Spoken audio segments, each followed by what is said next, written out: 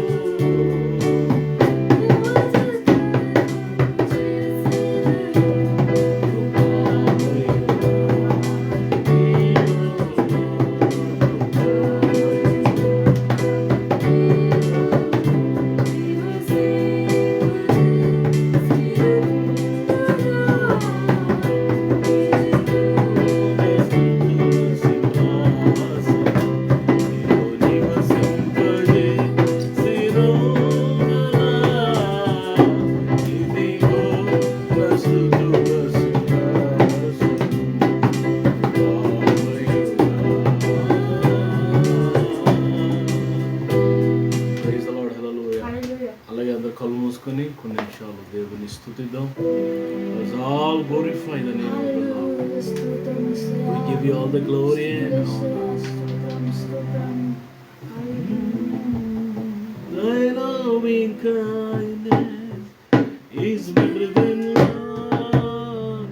Thy loving kindness is better than love. My lips shall praise thee, thus will I praise thee. Thy loving kindness is better than love. I lift my hands unto thy name, O Lord. I lift my hands unto thy name. My lips shall praise thee, thus will I praise thee. Thy loving kindness is better than love. Thy loving kindness is better than love. Thank you, Jesus. Thank you, Jesus. Thank you, Jesus. ప్రార్థన చేసుకుందాం. దర్శనం ప్రార్థన చేసుకుని సాయంకాలం సమయంలో సాయంత్రానికి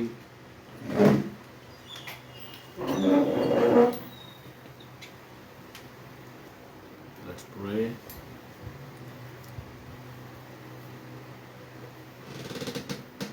మహాపరిశుద్ధుడ, ప్రేమగల తండ్రి, మహోన్నతుడ, మీకు వందనాలు, స్తుతులు, స్తోత్రాలయ్యా. ఈ రాత్రికాల సమయంలో మాకు ఇచ్చిన సమయాన్ని బట్టి కృపను బట్టి మీకు వందనాలయ్యా. అంటే నాయన మీ పాదాలు ముద్దు పెట్టుకుంటున్నాను ఏసయ్యా, మీ పాదాలు ముద్దు పెట్టుకుంటున్నాను తండ్రి. మీకు వందనాలు ఏసయ్యా. తండ్రి ప్రభా, స్తుతి ఆరాధన మీరు నా స్థితిగా దిగి వచ్చారు ప్రభా, నీకు వందనాలు. ఈ దినం శనివారం ఉపాస ప్రార్థన మీరు ఉండండి అయ్యా. ఈ ఉపాస ప్రార్థన దిగి రండి ప్రభా, నీకు వందనాలయ్యా. నిత్యముగా మీరు మధ్యలో ఉన్నారయ్యా, నిత్యంగా మీరు మధ్యలో ఉన్నారు ప్రభా, నీకు వందనాలయ్యా. చండి బిడ్డల మీద వేసి రక్తాన్ని ప్రోక్షిస్తున్నానయ్యా, చండి బిడ్డల మీద వేసి రక్తాన్ని ప్రోక్షిస్తున్నానయ్యా. ఏ దృష్టికొని చండి బిడ్డలు పడకుండా చేయండి, ఏ దృష్టికొని చండి బిడ్డలు పడకుండా చేయండి ప్రభు. అలాగే మన బిడ్డ హృదయాలు పశ్చాత్తాపూజ్యంతో నింపండి. వారి హృదయం నిండా పశ్చాత్తాపూజ్యంతో నింపమని సహాయం చేయండి. అలాగే బంధువులు స్నేహితులు ఎక్కడ దర్శించి మాట్లాడండి. నీకు వందనాలయ్యా. నేను నిండు మనసుతో ఆరాధిస్తున్నామయ్యా. నిండు మనసుతో నేను ఆరాధిస్తూ నేను స్తుతిస్తున్నాం ప్రభా. నీకు వందనాలయ్యా. సేవకులు ఎక్కడ కుటుంబాల బిడ్డలు మీరు ఆశ్రయించండి. వాళ్ళ గృహాల గుడారాలు మీరు దీవించమని అడుగుతున్నాను ప్రభా. నిత్యంగా మీరు మధ్యలో ఉన్నారయ్యా. నిత్యంగా మీరు మధ్యలో ఉన్నారు ప్రభా. నీకు వందనాలయ్యా. తండ్రి లైవ్లో ప్రతి హృదయాన్ని తాకండి, ప్రతి కుటుంబాన్ని దర్శించి నీ దాసుల ద్వారా మాట్లాడండి. లైవ్లో ప్రతి బిడ్డని తాకండి, ప్రతి కుటుంబాన్ని దర్శించండి. నీ దాసుని అభిషేకం చేయడం తర్వాత అభిషేకించి ప్రభా నీ ఆత్మతో నీ దాసుని నింపమని అడుగుతున్నానయ్యా. నిత్యముగా మీరు మధ్యలో ఉన్నారయ్యా. నిత్యముగా మీరు మధ్యలో ఉన్నారు ప్రభా. నీకు వందనాలు స్తుతులు స్తోత్రాలు ప్రభా. ఎవరైనా అనారోగ్యంగా ఉంటే వారిని సంపూర్ణంగా స్వస్థపరచండి. నడినెత్తి నుంచి అరికాలు వరకు మంచి ఆరోగ్యం ఉన్నాయన తండ్రి. బిడ్డలకి నాయన మంచి స్వస్థత బిడ్డలు దయచేయమని అడుగుతున్నాను అయ్యా. నిరుద్యోగులకు ఉద్యోగాలు ఇవ్వండి. ఆర్థికంగా నిలిపోతుంది సర్వ సమృద్ధి దయచేయండి. నిరాశ నిస్పృహలను లేవనెత్తమని అడుగుతున్నాను అయ్యా. నిత్యంగా మీరు మధ్యలో ఉన్నారయ్యా. నిత్యంగా మీరు మధ్యలో ఉన్నారు ప్రభా. నీకు వందనాలయ్యా. తండ్రి నాయన యేసయ్య నీ రాకడ చాలా సమీపం నాయన. నీ రాకడ కొరకు మమ్మల్ని సిద్ధపరచండి. మేము అనేక మంది సిద్ధపరిచే ప్రభు దయచేయమని అడుగుతున్నాను. నీ వాక్యం మమ్మల్ని క్షమిస్తుంది. నీ వాక్యం బ్రతికిస్తుందయ్యా. ప్రతిరోజు నీ వాక్యంతో బ్రతికిస్తున్న కేవలం చోటే నీకు వందనాలు. మేము ఉంటున్న పట్టణాలు, ప్రాంతాలు, గ్రామాలు, తెలుగు రాష్ట్రాలను జ్ఞాపకం చేసుకుని శాంతి సమాధానంతో నింపండి. మా గృహాన్ని సన్నిధి నుంచి వెలుగుని ప్రకాశించండి. నీ సన్నిధిని వెలుగుతో మా గృహాన్ని నింపమని అడుగుతున్నాను. సహాయం చేయండి.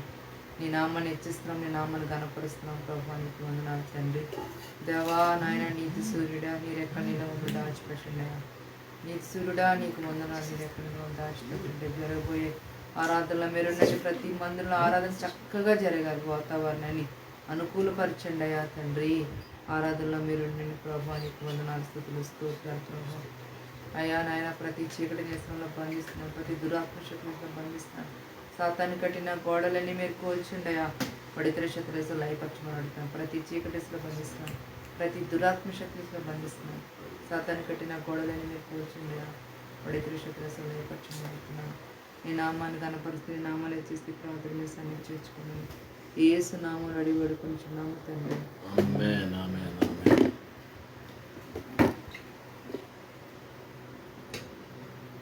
దేవుని యొక్క వాక్యాన్ని జ్ఞాపకం చేసుకుందాం. Praise the Lord, hallelujah. Mark సువార్త దేవుని యొక్క వాక్యాన్ని జ్ఞాపకం చేసుకుందాం.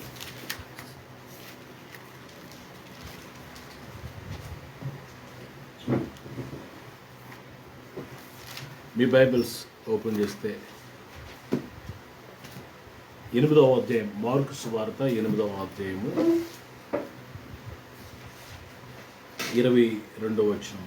అంతలో వారు బెత్సయిదాకు వచ్చిరి.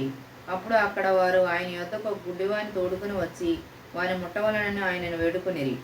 ఆయన ఆ గుడ్డివాని చేయి పట్టుకుని ఊరి వెలుపలకు తోడుకుని పోయి వాని కన్నుల మీద ఉమ్ము వేసి వాని మీద చేతులుంచి నీకేమైనాను కనబడుచున్నదా అని వారిని అడగగా వాడు కన్నులెత్తి మనుషులు నాకు కనబడుచున్నారు, వారు చెట్ల వలె నుండి నడుచుచున్నట్లుగా నాకు కనబడుచున్నారనెను. అంతటా ఆయన మరలా తన చేతులు వాని కన్నుల మీద నుంచగా తన చేతులు వాని కన్నుల మీద ఉంచగా వాడు తేరి చూచి కుదుర్చుబడి సమస్తమును తేటగా చూడసాగిన. అప్పుడు యేసు నీవు ఊరిలోనికి వెళ్ళవద్దని చెప్పి వాని ఇంటికి వానిని పంపివేశాడు. పిల్లల దేవుని యొక్క వాక్యంలో మనం చూస్తే మార్కు సువార్తలో ఒక గుడ్డివాడిని మరి అంతలో వారు బెత్సయిదాకు వచ్చిరి.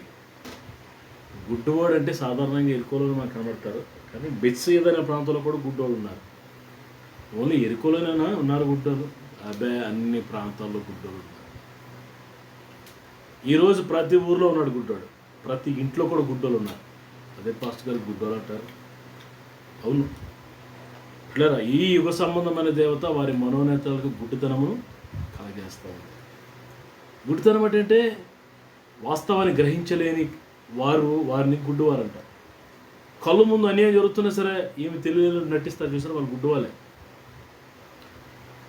ఇంట్లో ఏం జరుగుతుందో కూడా తెలుసుకోలేని వారు, సంఘంలో ఏం జరుగుతుందో కూడా తెలుసుకోలేని వారు, ఏది మంచో ఏది చెడ్డో, ఏది మంచిదో ఏది చెడ్డదో రికగ్నైజ్ చేయలేని వారు అందరూ గుడ్డి వాళ్ళే.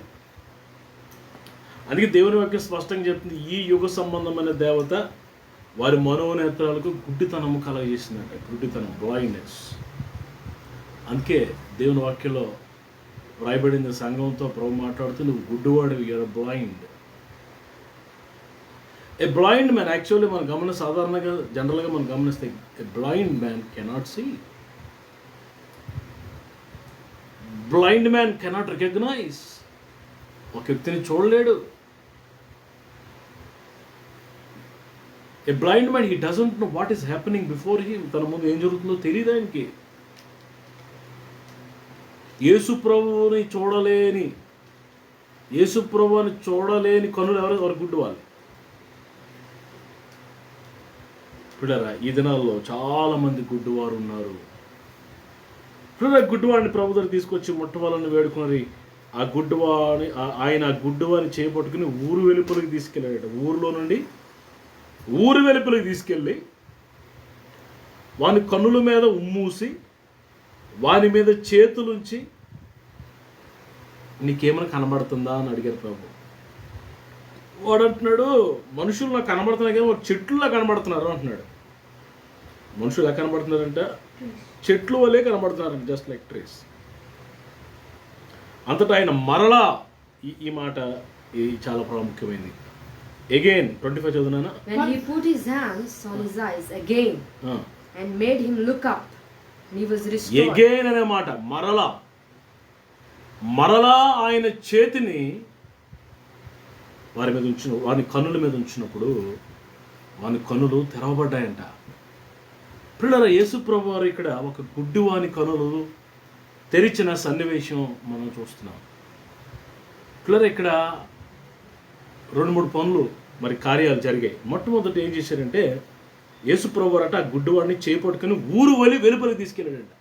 ఊరికి అవుట్ ఆఫ్ ద టౌన్, ఆ ఊరికి బయటికి తీసుకెళ్ళాడంట. కన్నుల మీద చేతులుంచి వాడిని స్వస్థపరిచాడంట. మళ్ళీ స్వస్థపరిచిన తర్వాత మళ్ళీ వాడి కన్నులు వచ్చిన తర్వాత ప్రభు అన్నారంట 26వ వచనంలో, అప్పుడు యేసు నీవు ఊరిలోనికి వెళ్ళవద్దని చెప్పి వాని ఇంటికి పంపించాడు. ఇక్కడ ఒక విషయాన్ని మీకు చెప్పాలనుకుంటున్నాను.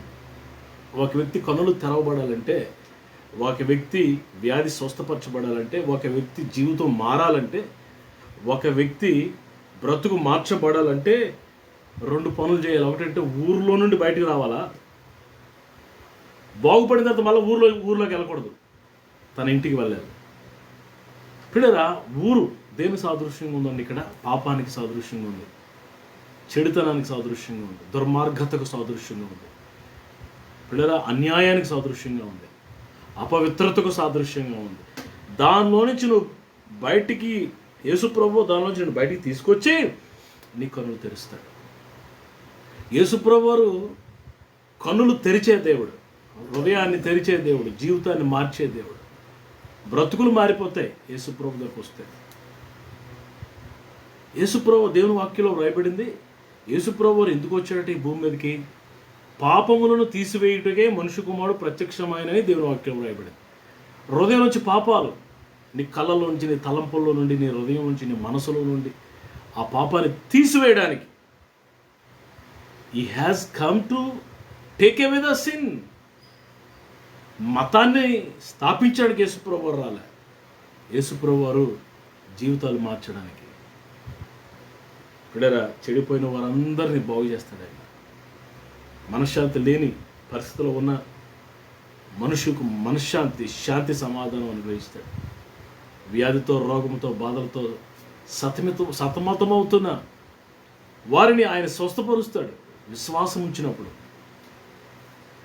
పిల్లరా, తీవ్రవాద ధోరణిలో లేకపోతే వ్యతిరేక ధోరణిలో నువ్వు వచ్చి స్వస్థపరుస్తాడా అంటే విశ్వాసం చాలా ప్రాముఖ్యమైనది. Faith is very important.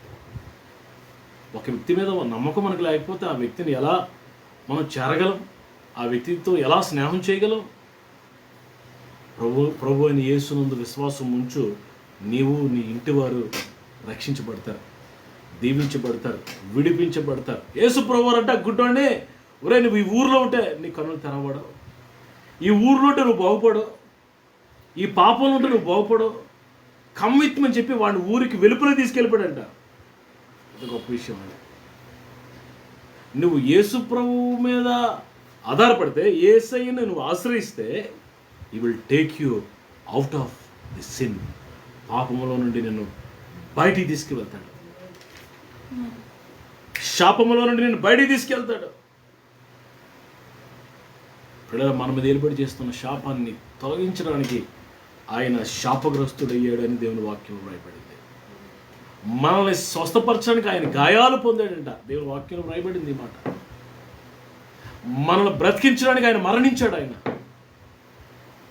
మనల్ని ఆశీర్వదించడానికి ఆయన శాపగ్రస్తుడయ్యాడు. ఊరిలో నువ్వు ఇంకా ఉండడానికి వీల్లేదు, ఆ ఊరిలో నుంచి నువ్వు బయటికి రావాలి. బయటకు వచ్చానండి, నా పాపను ఒప్పుకుంటున్నాను, యేసుని విశ్వాసం ఉంచుతున్నాను, యేసు ప్రభుని బయటికి తీసుకొచ్చాడు. ఊరు బయటికి తీసుకొచ్చి అక్కడ నీ కనులు తెరుస్తాడు, అక్కడ నీ జీవితాన్ని మారుస్తాడు, నీ బ్రతుకుని మారుస్తాడు. అక్కడి నుంచి నువ్వు మరలా ఊర్లోకి వెళ్ళొద్దు అని చెప్తున్నాడు. సిన్ నో మోర్, ఇక పాపము చెయ్యొద్దు.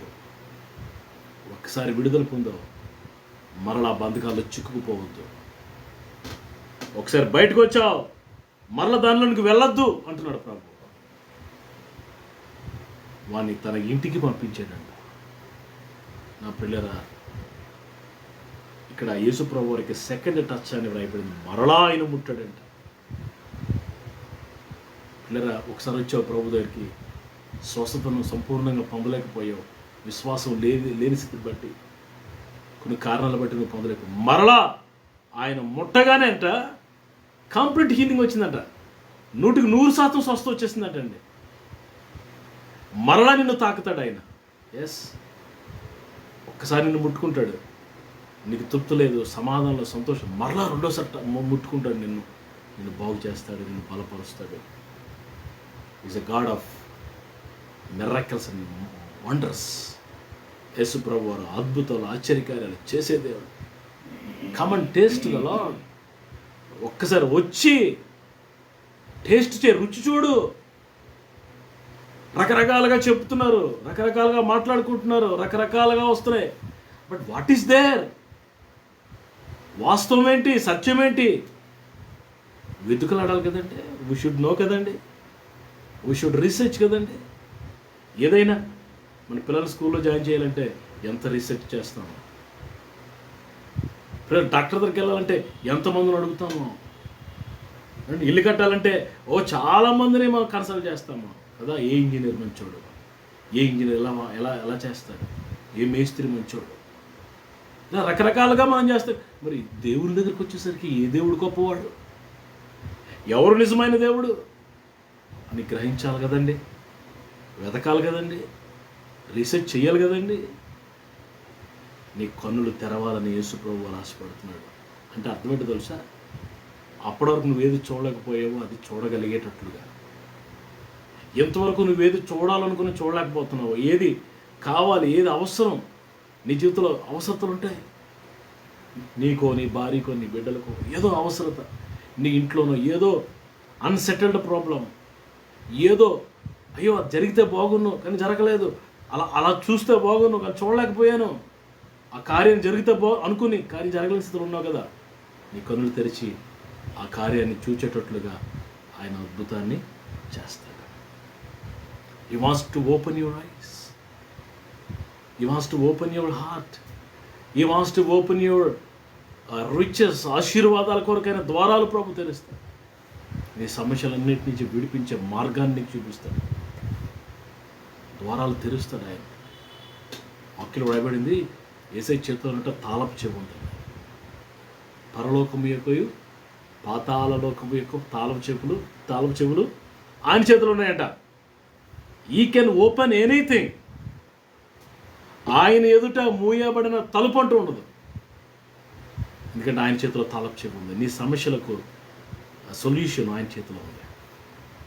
కాబట్టి యేసయ్యను ఆశ్రయించు, ఊర్లోంచి బయటికి రా, పాపంలో నుండి బయటికి రా. ప్రభు నిన్ను ముడతాడు, దీవిస్తాడు. మరలా పాపం దగ్గరికి వెళ్ళొద్దు, నీ ఇంటికి వెళ్ళు, మందిరానికి వెళ్ళు, దేవుడి సన్నిధికి వెళ్ళు. ప్రభు ఈ మాటలు దీవించి ఆస్వాదించుకుంటాం. మహాపరిశుద్ధుడు అని తండ్రి, దయగల దేవ, శ్రేష్టమైన ఘనమైన నామానికి స్తుతులు. ఈ రాత్రి మీరు ఇచ్చిన సందేశాన్ని బట్టి వదలరు ప్రభు. నీ ప్రజల్లో వాక్యం వింటున్న వాళ్ళు ఎవరైనా కనులో మూయబడి గుడ్డివారి వలె తడవలాడుతూ ప్రభా చూడలేని పరిస్థితి, గ్రహించలేని పరిస్థితులు ఎవరైనా ఉంటే వారి కనులు మీరు తెరిచి చూడగలిగేటట్లుగా, ప్రభు ఆశీర్వాదాలు చూడగలిగేటట్లుగా, వారి కుటుంబాల్లో, వారి భార్య జీవితాల్లో, వారి బిడ్డల జీవితాల్లో, వారి జీవితాల్లో అద్భుతాలు, ఆశ్చర్యకార్యాలు చూచేటట్లుగా వారి కనులు తెరవండి. Open the ice, touch dum again and again and మరలా నీ ప్రజలను తాకండి ప్రభు. ఈ సందేశాన్ని అనేకల ఆశీర్వాద కొరకు దీవించమని మహిమ, ఘనత, ప్రభావాలు మీ ఒక్కరికే ఆరోపిస్తూ యేసయ్య శ్రేష్టమైన నామములో ఈ ప్రార్థన స్తుతిస్తూ ఘనపరుస్తున్నాను తండ్రి. తండ్రి అయిన దేవుని దీవెన, కుమారుడు యేసయ్య దీవెన, పరిశుద్ధాత్మ దీవెన మనందరికీ అనుగ్రహించబడును గాక. Praise the lord. మీ అందరికీ వందనాలు. మీ ప్రేయర్ రిక్వెస్ట్లు పంపించండి, మీకు ఒక ప్రార్థన చేస్తాం. దేవుడు మిమ్మల్ని దీవించును గాక. షలోమ్.